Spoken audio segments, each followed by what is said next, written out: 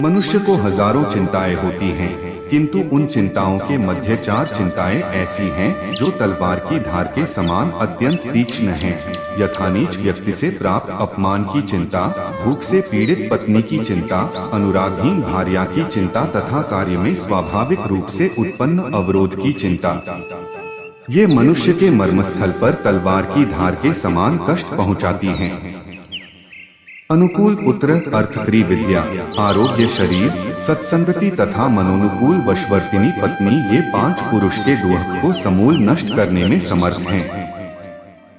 मृग, हाथी, कीट, भ्रमर और मत्स्य, ये 5 क्रमशः शब्द, स्पर्श, रूप, गंध और रस, इन 5 प्रमादी विषयों में एक एक का सेवन करने पर ही नष्ट हो जाते हैं। परंतु जो मनुष्य 5 विषयों का 5 इंद्रियों से सेवन करता है तो वह क्यों नहीं मारा जाएगा। कुरंगमा तनपत भृंग, मीना हताह पंचभिरेव पंच, एक प्रमादी स कथन न घात्यो यह सेवते पंचभिरेव पंच।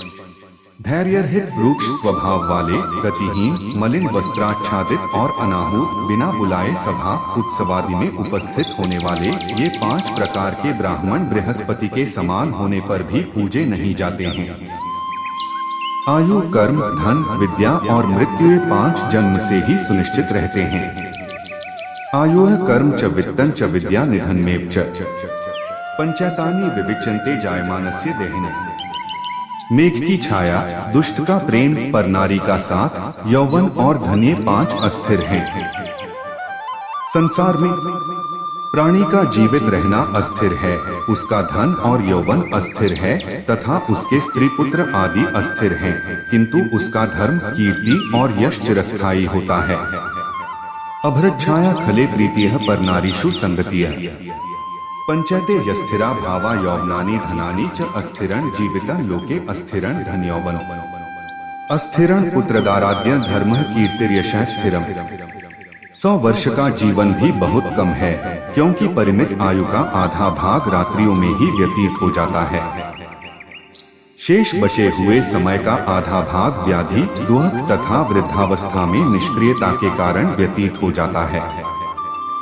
मनुष्य की आयु 100 वर्ष मानी गई है।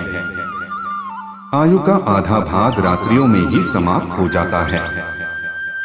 उसकी शेष आधी ही आयु बचती है, जिसमें से आधे से कुछ अधिक भाग बाल्यावस्था में बीत जाता है, कुछ भाग परिजनों के वियोग, उनकी दुखदायी मृत्यु से प्राप्त कष्ट तथा राजसेवा में चला जाता है। इसके बाद जो आयु का शेष भाग बचता भी है, वह जल तरंग के समान चंचल होने के कारण बीच में ही विनष्ट हो जाता है। आठों लोगों को मान से क्या लाभ हो सकता है। मृत्यु दिन रात वृद्धावस्था के रूप में लोक में विचरण करती रहती है। वह प्राणियों को वैसे ही अपना ग्रास बनाती है, जैसे सर्प वायु का ग्रास करता है। चलते हुए, रुकते हुए, जागते हुए और सोते हुए भी व्यक्ति यदि सभी प्राणियों के हित के लिए चेष्टा नहीं करता है तो उसकी समस्त चेष्टा पशुवत ही है। हित और अहित के विचार से शून्य बुद्धि वाले, वेद पुराण तथा शास्त्रों की चर्चा के समय अत्यधिक तर्क वितर्क करने वाले एवं उदर पूर्ति मात्र में संतुष्ट